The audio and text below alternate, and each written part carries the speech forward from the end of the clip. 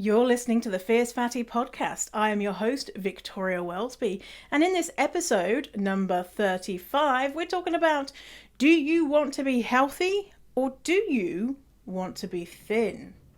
Let's do it!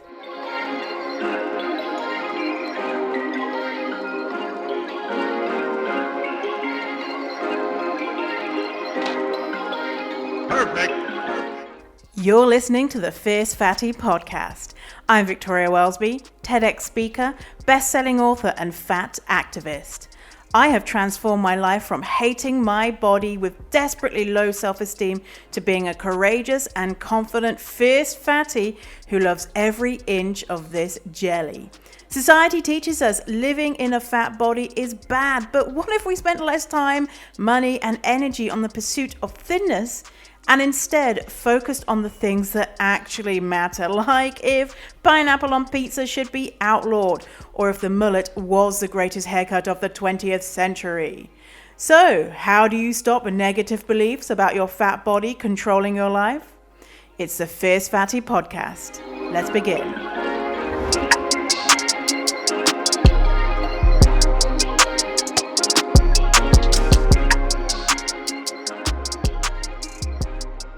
Okay, hello. Welcome to the Fierce Valley podcast. How you doing?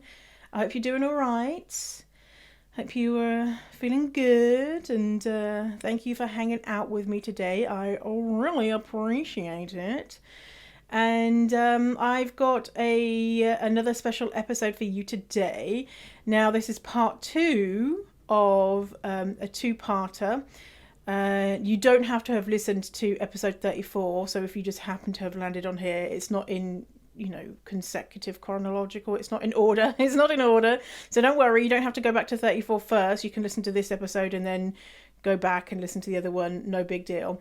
But what I have done is I have made a series of videos which bust through any limiting negative self-beliefs that you might have about your body, and we talk about any mistakes that you might be making that is stopping you from fully loving your body and feeling confident and feeling peace around food. And I want to make sure that you are not falling into any kind of pitfalls or traps or holes or whatever. Places that you can't get out of, crevasses, whatever, and that you can continue on that confidence journey. So last week we spoke about The Devil Wears Prada, the film. But it is an analogy about how we can, it's an analogy of what not to do to get to a place of body love, and mistakes that Andy, the character of the film, made, and how it mirrors what the journey that we go through from discovering that diet culture and fat phobia is fucked up, and how we don't want to keep hating our bodies to getting to a place where we do love our bodies.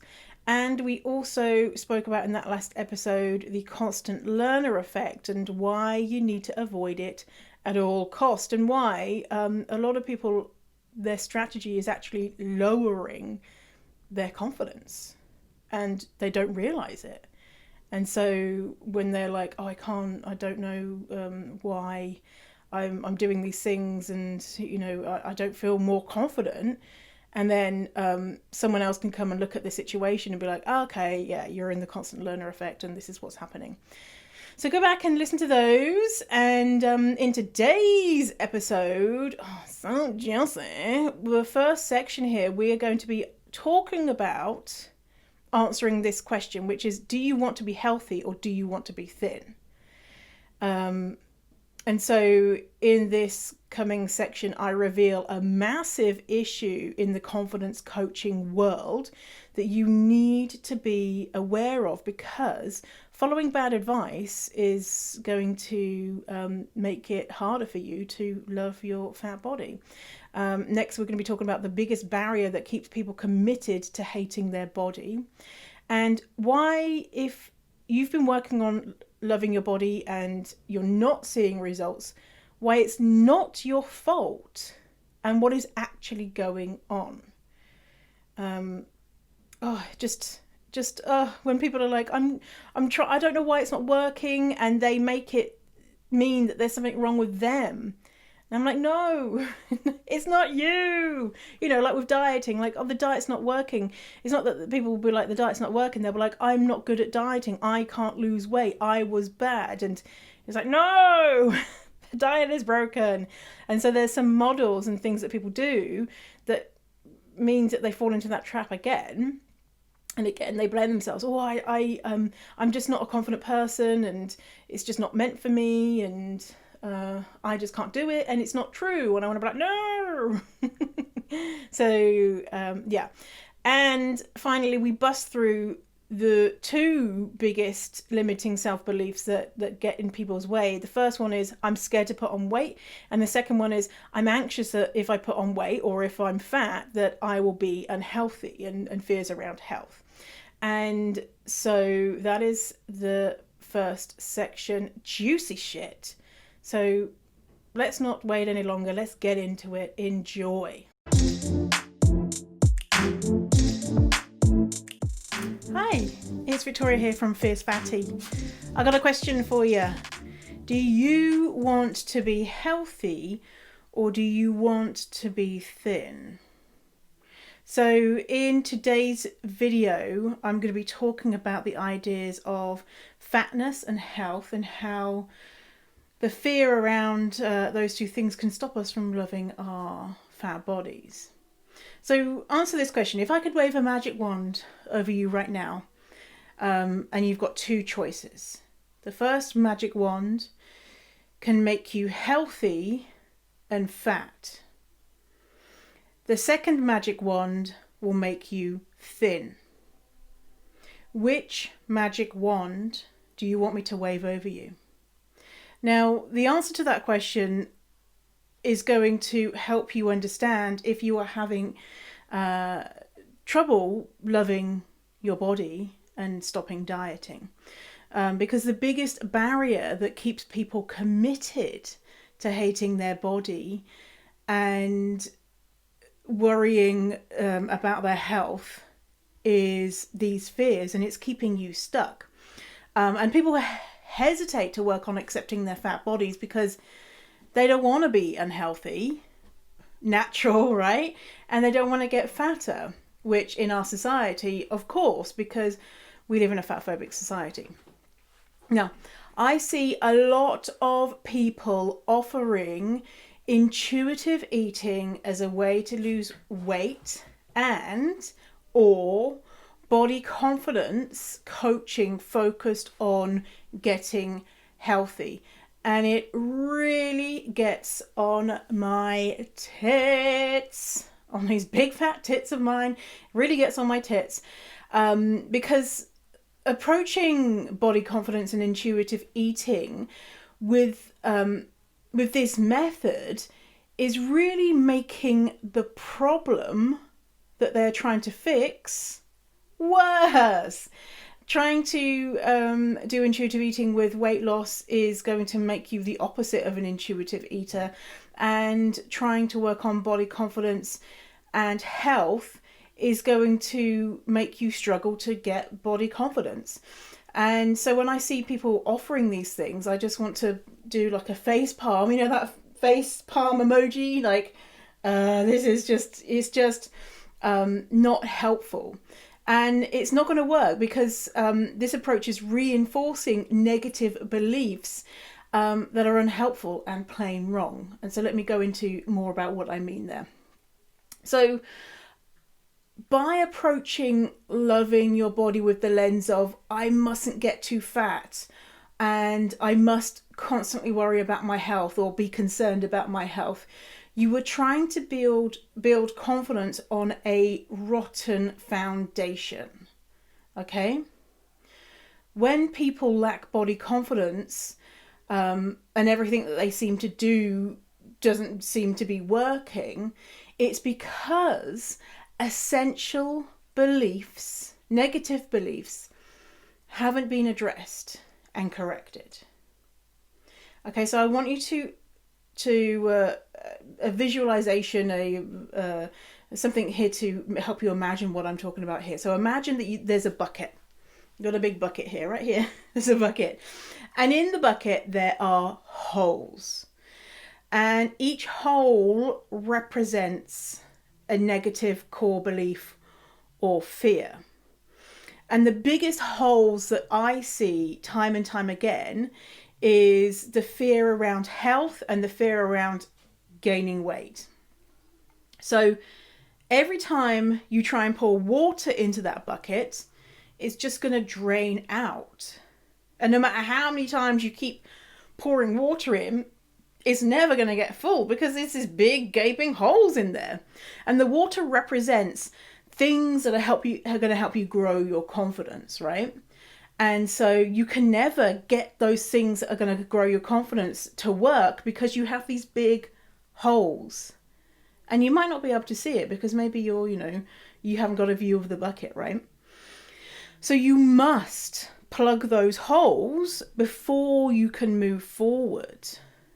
And one of the biggest holes, like I mentioned, that comes up time and time again is I'm scared about my health and I don't want to put on weight. I don't want to get fatter or become fat. So today, let's try and see if we can plug those holes, because constantly trying to fill your bucket up and not seeing results and not knowing why is exhausting, right? And it can lead to even more negative beliefs about who you are as a person. I can't become confident. There's something wrong with me. I'm particularly ugly. Other people are beautiful, but I'm not. And all of these other beliefs that are not helpful to you. Okay, so let me ask you a question. In the past, when you have dieted, or if you're dieting currently, or if you've ever dreamed about being smaller, what was the motivation behind that? Did you really do it to be healthy? Did you? Or did you do it because you wanted to be thin and have everyone see you and see that you were sexy and hardworking and worthy and in control of your life and lovable and all of the positive things and healthy them? Have people believe that you're healthy? Really be honest here. What were you really looking for? And some people, they could be saying, oh yeah, I was actually doing it to get healthy. I didn't actually care about being thin. That's fine. But you, what is it for you? Now, has dieting or hating your body worked for you long term? But of course you can temporarily become smaller. But was that sustainable? What you did to get there, was that sustainable? Is it sustainable for pretty much every single human on Earth? Unsustainable for pretty much every human on the Earth? Yes. Because studies have shown that dieting simply doesn't make us smaller and doesn't make us healthier. In fact, the opposite. So, as we know, there's no reliable way to get thin, but there are ways for you to get those feelings that you were searching for when you were dieting. Is there ways? Are there ways that you can think of to get those feelings that you were searching for when you were trying to make yourself smaller or wishing yourself smaller? Well, yes. Yes. Increasing your self-esteem will get you a lot of the feelings that you were searching for. And that is something that we can control. So why hold on to the unhelpful idea that being smaller is the best route for you to get those feelings that you were, those good feelings? Why is that? Why hold on to the idea that that is the best route for you? Why hold on to the fear that getting bigger means that the world is going to stop turning, that there's going to be an announcement on a national newspaper to say that you've put on 6 pounds and call the police, that there's this fat person roaming the streets? That's not going to happen. And think about who benefits when you commit to holding on to this belief. Who benefits from fat people's continued oppression? It's people who sell us shit to make us not fat. And the people who sell us shit are the people who are in power, Who is in power? Rich, white men in power. Rich, white people. Who's the epitome of a rich, white man that I don't want to give my money to? I don't want to give any fucks to. Donald Trump. So, by holding on to this belief, you're supporting Donald Trump. Do you want to be doing that? Oh, fuck no. So, but it doesn't benefit you to hold on to this belief. So give it back to the people who've tried to convince you of this. So now let's talk about health, okay? And the truth about health is that we as individuals really have, a limited scope on, how much control we actually have over our health. And yes, of course, there are health promoting behaviors, but by focusing on obtaining this magical, free from disease or healthy status that's impossible to get to, we're causing ourselves stress. And stress and shame are known to affect our health negatively. And studies show this time and time again. A lot of health issues linked to people in bigger bodies are actually caused by systemic marginalization and oppression, and not from having more fat on your body. So if you really did care about your physical and mental health, then you'd stop conflating health and weight, and you'd work to dismantle that seriously unhelpful lie that you've been fed, that fat bodies are unhealthy. And you'd work to dismantle the systems that uphold those beliefs which cause harm to fat people, that cause harm to you. And we know that they cause harm. And so if you're holding on to that belief, you're supporting a system that harms you. So if you plug those holes of fear around health and fatness, you can then actually work on improving your body confidence and how you relate to food, right? So if you plug those holes, you can pour that water in, and you can begin to, if health is important for you, you can work on your health in a non-disordered way. And when you're working on your health in a non-disordered way, and when I say working on your health, maybe engaging in healthful behaviors, and of course you don't ever have to if you don't want to. It doesn't make you a morally superior or inferior person if you are interested in health or not interested in health, both morally equivalent. So you can approach health in a non-disordered way, because a lot of times the way that we approach health is, I have to go to the gym to work off that half a piece of dust I had yesterday, and the gym doesn't make you feel good, and berating ourselves and all that type of shit, and it's not sustainable. When we approach health from a weight neutral perspective, we're able to maintain behaviors that could support our health. So, and that includes like being able to move your body in a way that is joyful versus something that is filled with anxiety. And of course, again, you don't have to move your body ever. Moving your body or not moving your body does not make you morally inferior or superior or not. Okay? So by letting go of these beliefs, you can be free. And we want that, right? That bucket can be filled to the brim with that sexy water, and you can carry on your life actually deep down feeling confident, instead of this like surface level confidence that's built on, but what if I put on weight? But what if I get sick? But what if this? What if that?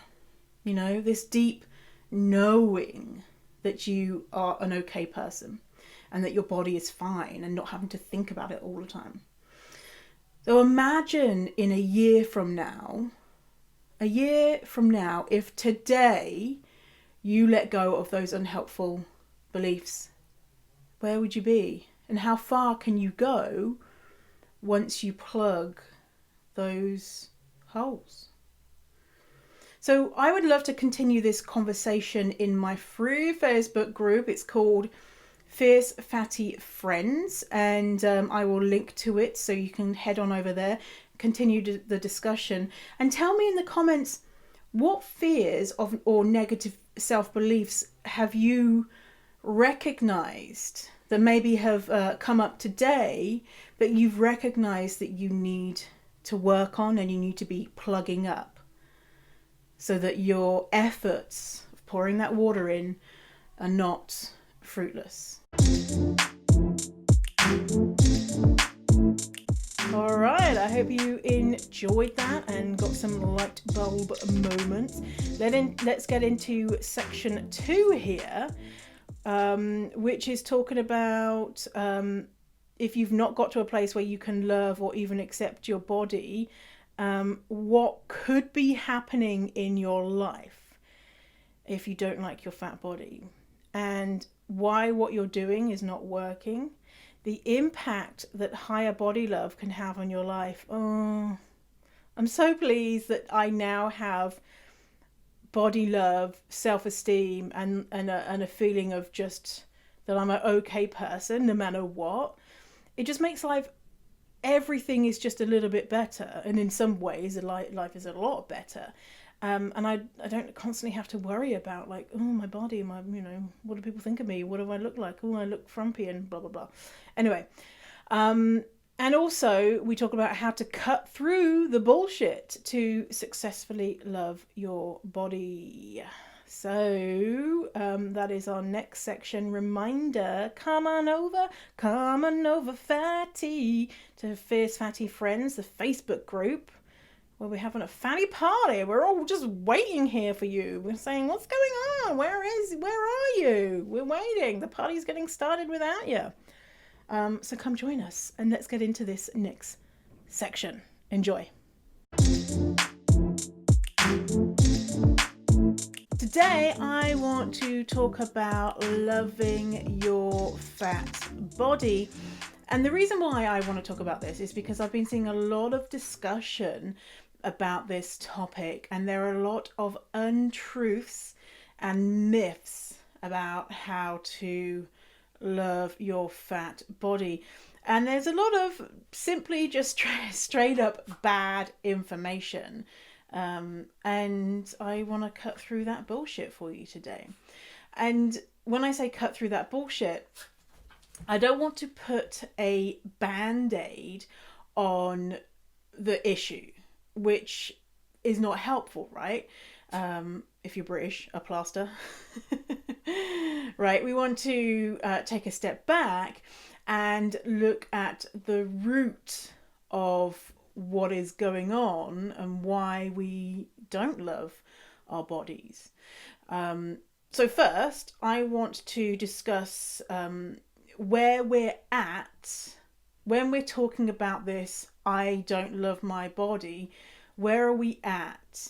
And how does this lower confidence or lower self-esteem manifest in people's lives? And so in the comments, give me a yes if you resonate with any of these things I'm going to say, if you feel like this yourself. Okay, so how lower confidence manifests is believing that your body isn't right to wear certain things. So saying like, someone with my body can't wear a swimsuit or a bikini or a mankini or a speedo or a crop top, and that if you do, then other people are going to be laughing or judging or thinking it's so inappropriate that someone who looks like you is wearing these clothes. And it could be even just clothes that are just more colourful, or a shirt that has short sleeves versus long sleeves, or a top that doesn't cover your bum, or a top that is tighter on your belly and things like that. So the belief that someone with your body shouldn't wear clothes that draw attention to themselves, or clothes that you want to wear and feel authentically you, and you say don't because someone like me can't wear, someone with my body can't wear those clothes. Another way that lower confidence manifests is not being in pictures. And so not being in pictures with your loved ones, or not being a part of memories. Like if you look back, a lot of times when I had lower confidence, I just wouldn't want to be in the picture, or I'd be like, I'll take the picture.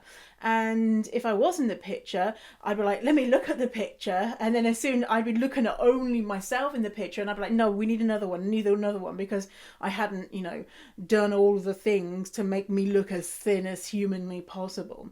And alongside that, not participating in the way that I wanted to participate. And so going to the beach and not, ripping off my t-shirt and going splashing into the waves, or playing and having fun because I was worried about what other people thought of my body.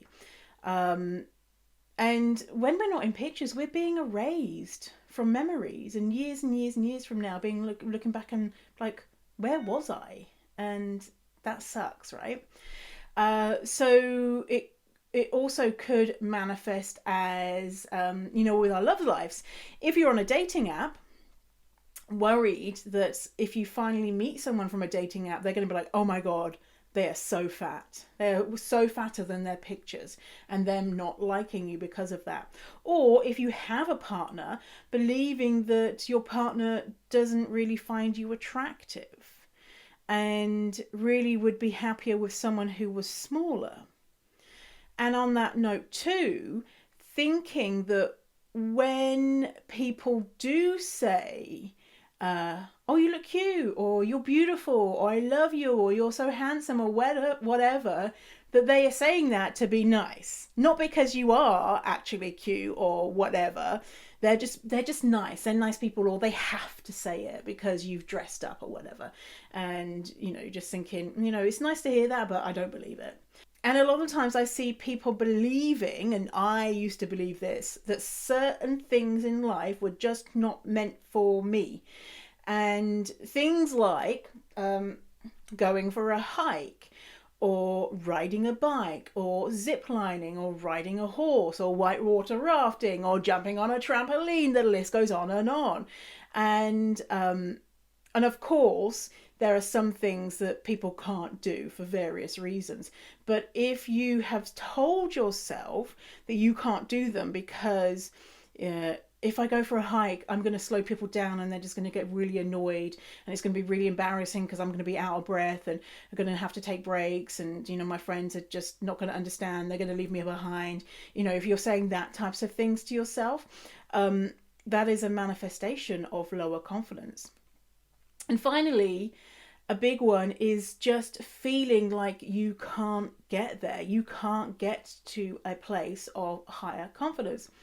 Someone like you, it's not your destiny, or it's not, a part of your life that you can change around how you're feeling about yourself and interacting with people and interacting with the world. It's a lie. You can. Okay, so now I'm going to talk about the 3 ways to experience the world as a confident fat person.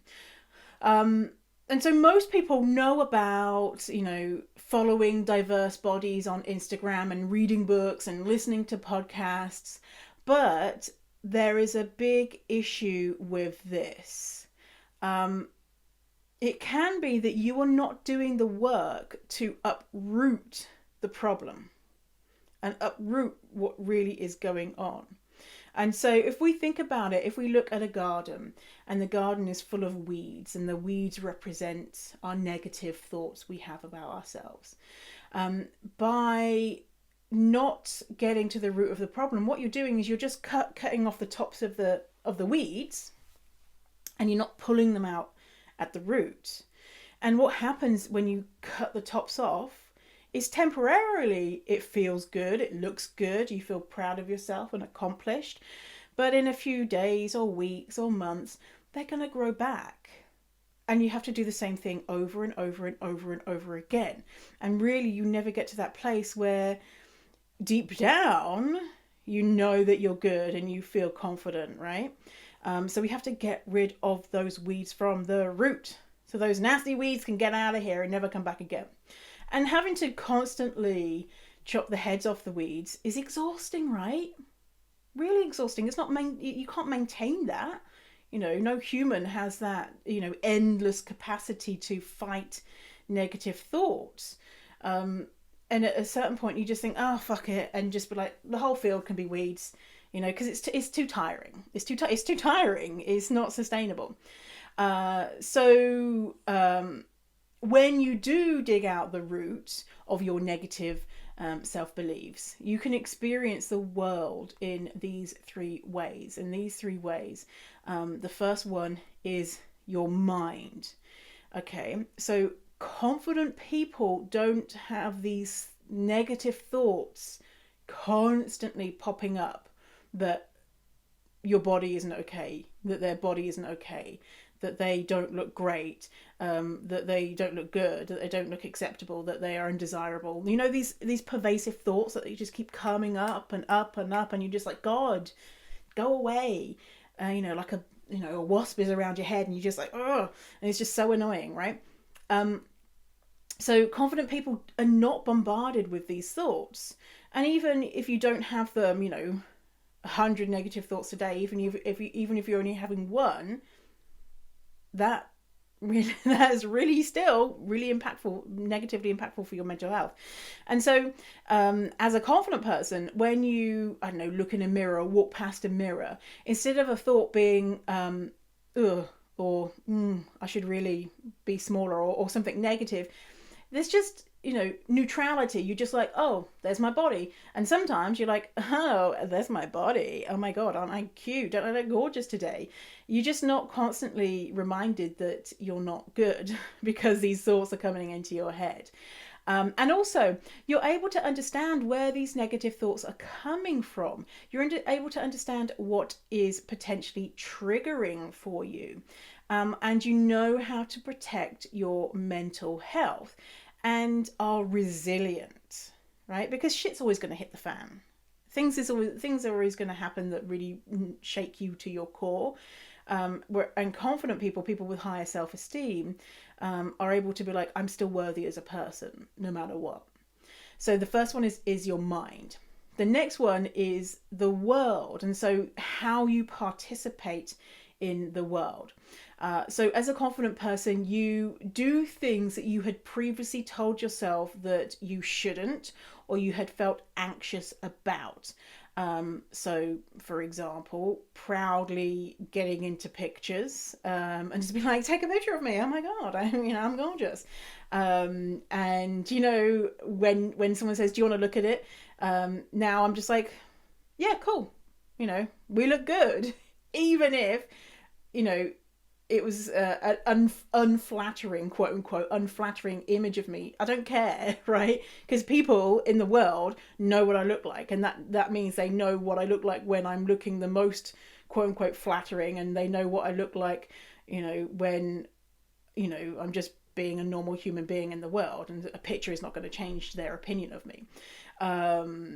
And doing things like ordering clothes online that are daring, or things that you've been meaning or wanting to try, and when they arrive, putting them on and just being like, yes, and going out and walking the dog in your short shorts and your crop top, and just being, it's not being a thing, and just finding joy in that type of thing. Or when you're dating, or when your partner says, when you're dating, or you have a long-term partner, thinking to yourself, wow, they are so lucky that they get to be with me. Not, oh my God, when are they going to dump me? Or when are they going to cheat on me? Or how often are they thinking about how ugly I am? Which is what I was constantly thinking when I was in relationships and had lower self-esteem. Or I would think that people were with me because of my great personality, and they would overlook my disgusting body. Not true. Okay, and so that was the second one, and that is world. And the third one is body. And so when you have higher confidence, the way that you relate to your body is different. You do things like feed yourself, honoring your hunger. So instead of being hungry, saying, oh, I should do things to try and deny my hunger, you will eat food. Strange that. You don't look at food as good and bad or food as the enemy. You're not letting disordered food thoughts dominate your brain all day long. And you're able to eat food that is delicious and eat food that makes you feel good and makes you feel vibrant. And you're able to take care of your health in ways that feel good to you. You know that physical, mental health are equally as important. And when you have a higher self-esteem, you're able to approach your body minus the disordered beliefs that you may have had around food, around health, around movement. And so you don't do things like having to make up for eating food by doing some brutal exercise regime, and move your body instead, if you want to, but you don't have to, in a way that it feels good to you. Versus, I used to always go to the gym, and I fucking hated the gym, and I would go to the gym to try and make my body look a certain way, and it was so boring. I hated it. And I realized when I loved my body, and it wasn't sustainable, I'd go to the gym for a little bit and then be like, fuck this, because it was boring, right? But now I'm in a place where I love myself. I'm able to do things that are fun, and not to lose weight, but because riding my bike is fun, or dancing is fun, not because I ate food the day before and I need to punish myself. Okay, and so that is the third one, is body. Now, if you are not in a place where you feel confident, your current strategy isn't working. And you need to change something, right? Or perhaps you don't even have a strategy, so you need to get one.